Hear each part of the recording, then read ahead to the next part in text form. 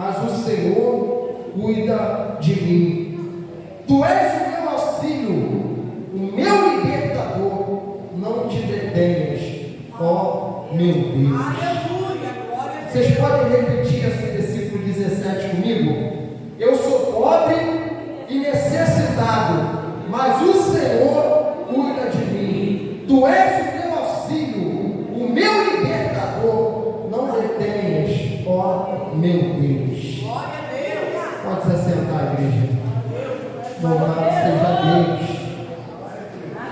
Eu quero frisar aqui nessa noite esse versículo 1, o versículo 12 e o versículo 17.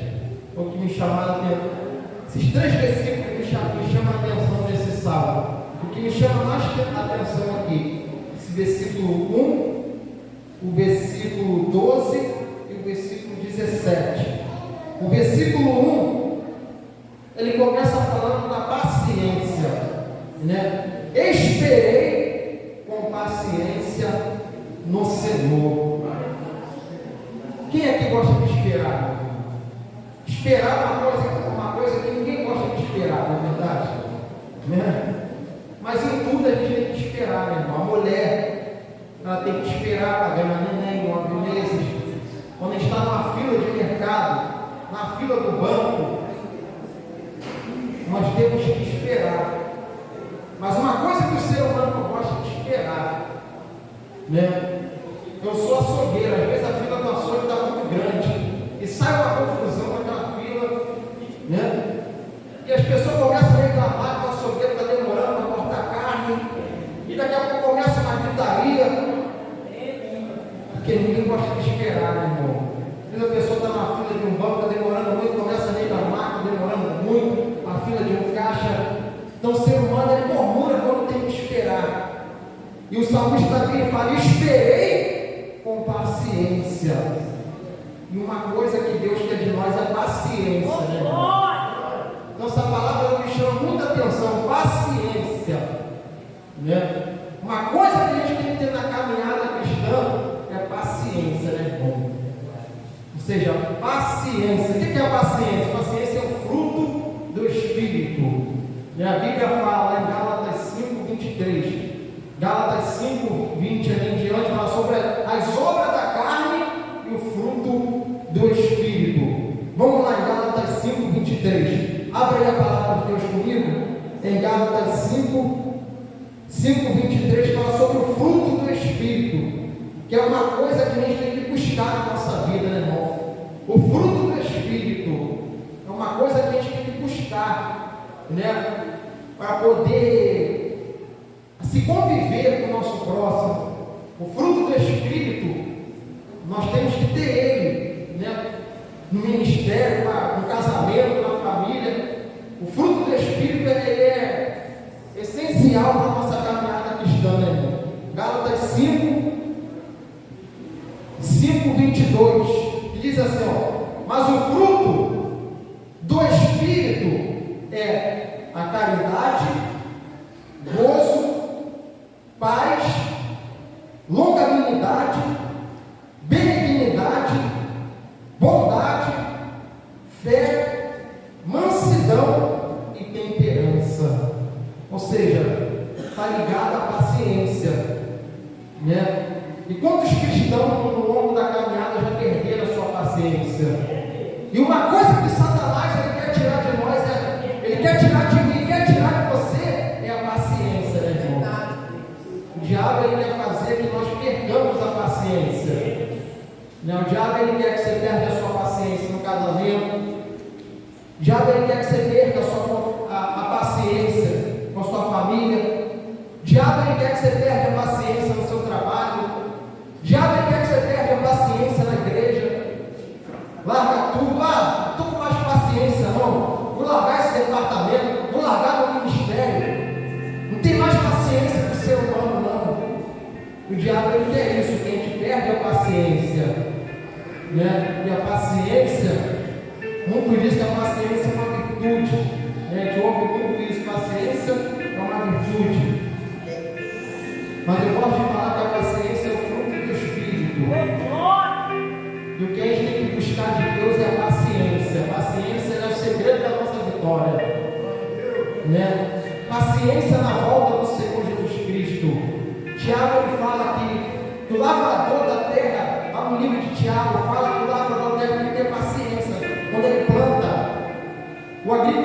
quando ele planta, ele tem que ter paciência para esperar o fruto crescer. Então ele fica ali cuidando da terra, regando a terra. Quando a gente planta uma árvore, a gente tem que ter paciência, esperar pela árvore crescer. E assim, todas as áreas da nossa vida envolvem a paciência. O nosso casamento, nossos filhos, nosso trabalho, no ministério, paciência com nossos irmãos em Cristo. E nós temos que ter paciência, né? E quando você tem paciência, o Senhor se inclina para você. Como o salmista ele diz: esperei com paciência no Senhor, e Ele se inclinou para mim e ouviu meu clamor. Ou seja, paciência é confiar. Então creia nessa noite que o Senhor está ouvindo o seu clamor. Não perca a paciência com Deus. E como eu disse, no Evangelho a gente tem que ter paciência, meus irmãos, né? Há mais de 2000 anos é pregado que o Senhor Jesus Cristo vai voltar. A gente ouve que o Senhor Jesus Cristo vai voltar. E quantos já perderam a paciência de esperar o Senhor Jesus Cristo?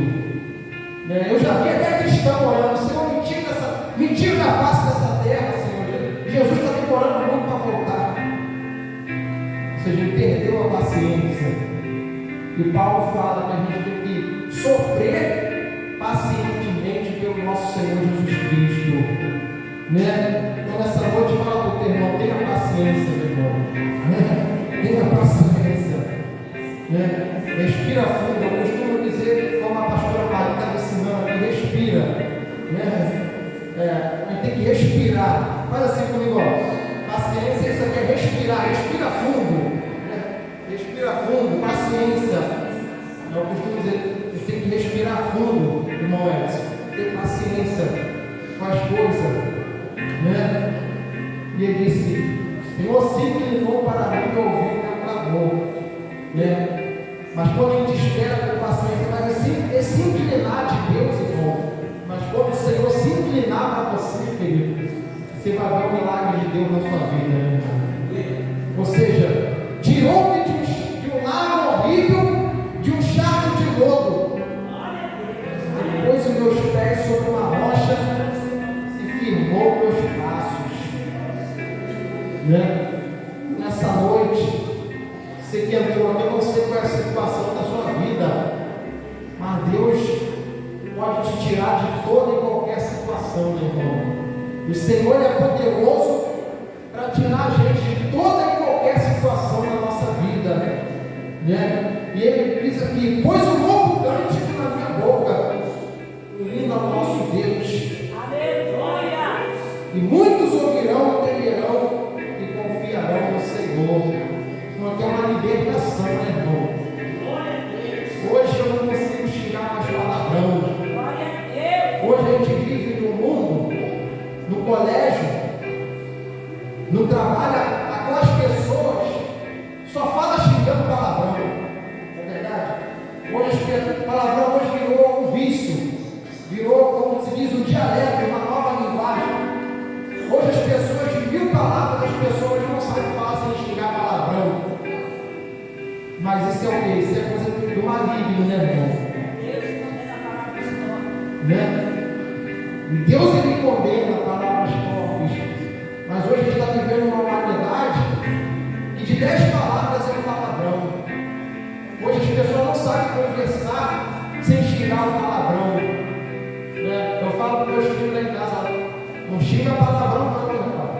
Se os colegas de vocês xingam palavrão no colégio, isso não é bonito, não. Isso não se ilude com isso, não. Isso é coisa de Satanás, né? Palavrão, isso é coisa de Satanás. E Satanás ele quer poluir a nossa vida. Satanás ele tem poluído a vida do ser humano. E os seres humanos hoje não sabem conversar sem xingar palavrão.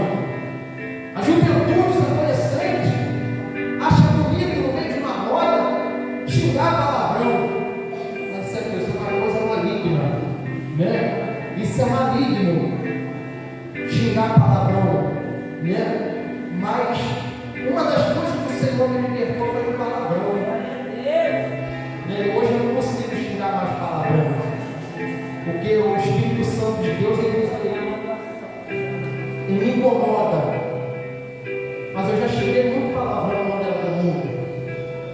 Mas um dia o Senhor tirou isso da minha boca e pôs um novo cântico na minha boca. Hoje, em vez de tirar palavrão, eu dou glória a Deus.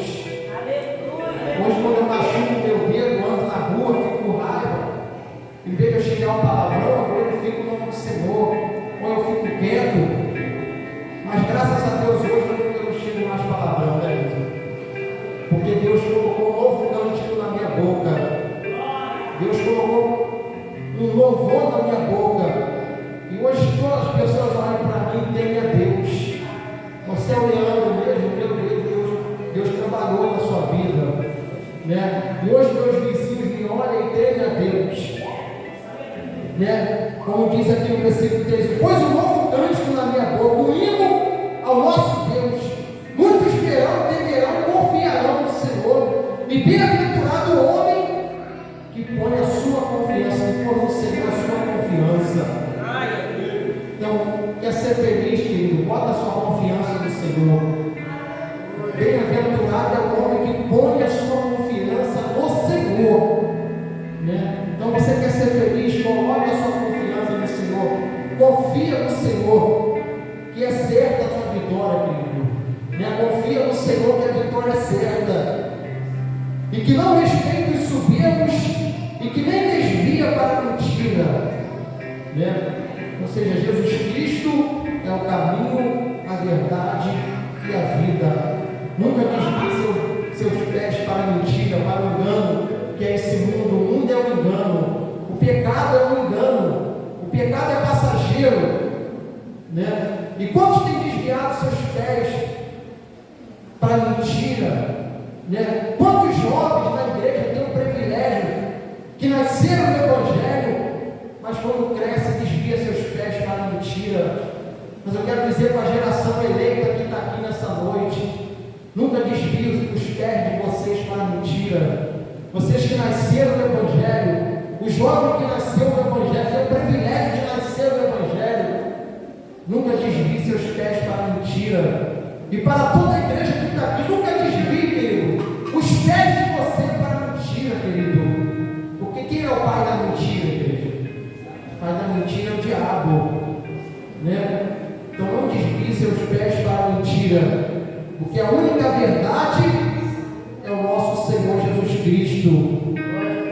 Muitas são, Senhor meu Deus, as maravilhas que tem operado para conosco, e os teus pensamentos não se pode contar diante de ti. Eu quisera anunciá-los e manifestá-los, mas são mais do que pode contar. Mas não vemos muitas maravilhas que o Senhor tem feito em nossas vidas, né, irmão? Muitas maravilhas o Senhor tem feito na sua vida, né? Muitas maravilhas o Senhor faz na nossa vida. Só de você estar vivo já é uma maravilha de Deus, meu irmão. Só de você conseguir entrar aqui dentro hoje é uma maravilha de Deus na sua vida. Já é um milagre de Deus na sua vida. Porque muitos querem entrar aqui dentro, está aprisionado, não tem força. Mas só de você pisar seu pé aqui já é uma maravilha de Deus, né? Sacrifício e oferta não quiseste as minhas orelhas curar-te, holocausto de expiação pelo pecado não reclamaste. Então disse: eis aqui, veio no rolo de um livro, está escrito de mim. Deleito-me em fazer a tua vontade, ó Deus meu. Sim, a tua lei está dentro do meu coração. Então, deleita-te em fazer a vontade do seu Deus, né? A Bíblia fala no Salmo 37: deleita-te no Senhor e Ele concederá o que deseja o teu coração, né? Preguei a justiça na grande congregação, e eis que não retive meus lábios, Senhor, tu o sabes. E uma coisa também que a gente não pode é reter os nossos lábios, né, irmão? Quando tiver a oportunidade de falar de Deus para as pessoas, fale, né? Não retenha seus lábios. Fale de Deus para as pessoas. Fale de Deus no seu trabalho. Fale de Deus aonde você estiver, meu querido. Fale de Deus na igreja. Fale de Deus para os seus vizinhos. Não retenha os seus lábios, querido. Não perca a oportunidade de falar pessoa, porque Jesus Cristo vai voltar à igreja. E nós não podemos reter os nossos lábios. Muitas pessoas precisam ouvir o Evangelho do Senhor Jesus Cristo. Muitas pessoas na face da terra precisam ouvir falar de Jesus. Então, uma coisa que Deus quer de nós é que a gente não retenha nossos lábios. Não escondi a tua justiça dentro do meu coração. Então, não esconda, querida, a justiça de Deus dentro do teu coração. Apregoei a tua fidelidade e a tua salvação. Não escondi da grande congregação a tua fidelidade e a tua verdade. Então não esconda a verdade do Senhor, querido. Não detenhas para comigo, Senhor, as tuas misericórdias, né? Guarde-me continuamente e a tua fidelidade e a tua verdade. E graças a Deus, nosso Deus, Ele é um Deus maravilhoso, misericordioso, né, irmão? Ai de nós se não fosse as misericórdias do Senhor na nossa vida, né? E Ele fala: não detenhas para comigo, Senhor, tuas misericórdias. Versículo 12: porque males sem número me têm rodeado, as minhas iniquidades me prenderam, de modo que não posso olhar para cima. Então esse versículo aqui, ele me chama muita atenção, porque males sem número me têm rodeado. Ou seja, quantos males, né, irmão, na face da terra nos rodeia. A Bíblia fala que nós estamos rodeados de uma tão grande nuvem de testemunha, tanto do bem quanto do mal, né? E males têm nos rodeado. Nós vivemos uma terra que nós somos rodeados de males, né? Demônios nos rodeiam, enfermidades, males que assolam a vida do ser humano, dores, pessoas malvosas. Então são muitos males que nos rodeiam, irmão. E somente o Senhor pode nos guardar desses males, né? Quantos males assolam a vida do ser humano? É depressão, é ansiedade, é obra de feitiçaria, é drogadição. A gente vê pessoas viciadas em crack, pessoas presas numa boca de fumo, pessoas presas, rodeadas por males. E só o Senhor Jesus Cristo, igreja, pode nos libertar desses males, né, irmão? Como ele disse aqui, porque males sem números, né, me tem rodeado.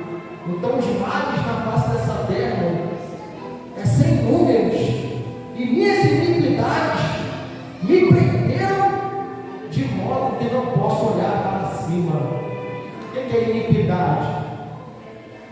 Minha palavra iniquidade significa o quê? Pecado repetitivo, né? Ou seja, é aquele pecado que você fica repetindo toda hora. Você não consegue se libertar daquele pecado. Isso é iniquidade. Existe pecado e iniquidade, né? Iniquidade significa pecado repetitivo, aquela coisa que você está sempre repetindo, aquele pecado que você está sempre repetindo e não consegue se libertar dele. E às vezes a iniquidade, o pecado repetitivo é tão grande na nossa vida que a gente não consegue olhar para cima, né? Eu já fui assim, e até hoje eu tenho o costume de andar de cabeça baixa. Mas isso não é iniquidade, não, é costume mesmo, né, irmão? Mas a iniquidade não deixa a gente olhar para cima.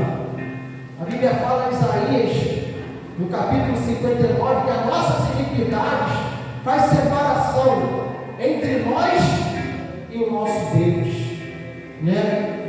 O ser humano ele quer até se aproximar de Deus, mas o que não deixa o ser humano se aproximar de Deus é a iniquidade, né?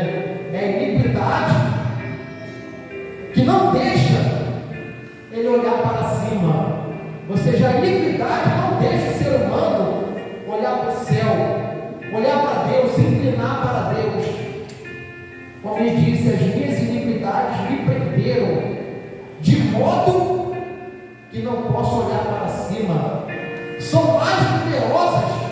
do que os cabelos da minha cabeça, pelo que lhes pareceu no meu coração.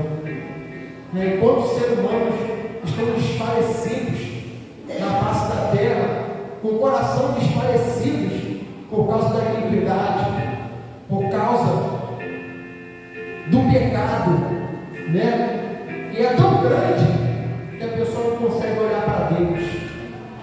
E muitos de nós aqui já foi assim. Não é verdade, presbítero Ronaldo? Nossa iniquidade é tão grande que vem o crente e prega para nós, mas a gente não consegue olhar para Deus. É uma prisão, é uma cegueira muito grande, que a gente não consegue olhar para Deus. Quantas vezes eu era no mundo, na iniquidade, no pecado, e a cegueira era tão grande, irmão Paulo, missionário, eu não conseguia olhar para Deus. O crente pregava para mim, mas eu ficava assim, de cabeça baixa, e não conseguia olhar para Deus, não conseguia se voltar para Deus, porque é uma prisão. O pecado é uma prisão, mas só Jesus pode libertar o ser humano dessa prisão, Mas graças a Deus, um dia Jesus Cristo me libertou dessa prisão, meu irmão. Um dia o Senhor, Ele veio no meu encontro e me libertou das minhas iniquidades, irmão? E hoje eu consigo olhar para cima, E hoje eu consigo levantar minha cabeça e olhar para cima e olhar para Deus, Olhar para Deus. Louvado seja Deus. Digna-te, Senhor, livra-me, Senhor, apressa-te em meu auxílio, Seja uma a uma confundidos e envergonhados todos que buscam a minha vida para destruir-me, tornem atrás e confundem-se os que me querem mal. Mas a gente não precisa ter medo das pessoas maldosas, porque Deus eles livra, irmão? Graças a Deus, a Bíblia fala no Salmo 91 que 1000 cairão ao teu lado, 10.000 à tua direita, mas tu não serás atingido, E se a nossa vida está na posição com Deus, querido, não tema nenhum mal, não tema nenhum mal, como a missionária Cláudia diz aqui, que Deus disse para Josué: nenhum mal te resistirá todos os dias da sua vida. Deus disse isso para Josué: esforça-te e tende bom ânimo, assim como foi com o meu servo Moisés, eu serei contigo, e nem o mal, Josué, te resistirá todos os dias da sua vida. Já pensou nisso? Até aquele homem morrer, nem o mal resistiu ele, irmão.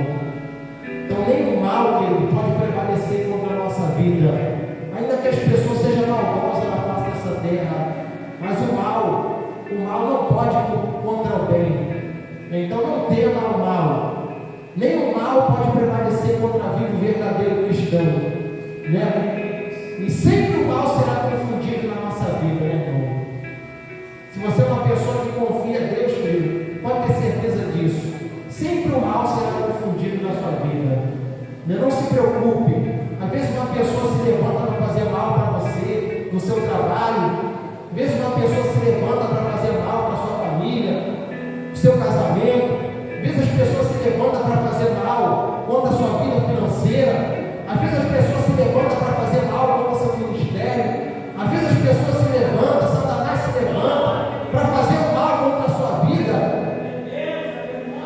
Não se preocupa com isso, não. Entrega na mão de Deus, que nem o mal pode resistir na nossa vida. Eu aprendi uma coisa: o mal nunca vai vencer o bem, Jesus. O mal nunca vai vencer o bem, Não existe a possibilidade do mal vencer o bem, O mal nunca vai vencer o bem, ainda que as pessoas estejam fazendo mal para você, ainda que as pessoas sejam muito mal, mas confia no Senhor, e o mal ele sempre vai ser confundido na nossa vida, Louvado seja Deus. Ou seja, confundido, seja em troca a sua afronta os que me dizem: folguem e se alegrem em ti. Os que buscam, digam constantemente os que amam a tua salvação. Engrandecido seja o Senhor. E para fechar aqui o versículo sou pobre e necessitado, mas o Senhor cuida de mim. Tu és o meu auxílio, o meu libertador. Não detenhas, ó meu Deus. Né? Então, querido, ele fala: eu sou pobre e necessitado, mas o Senhor cuida de mim.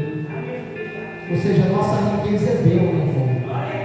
Nossa riqueza é o Senhor Jesus Cristo. Né? Nós somos pobres e necessitados, mas que sempre a nossa necessidade seja de Deus. Que se a sua necessidade ela for de Deus, querido, Ele nunca vai te desamparar, né? Ele fala: eu sou pobre e necessitado, mas o Senhor cuida de mim. Então, querido, se alegre nessa noite que o Senhor cuida de você.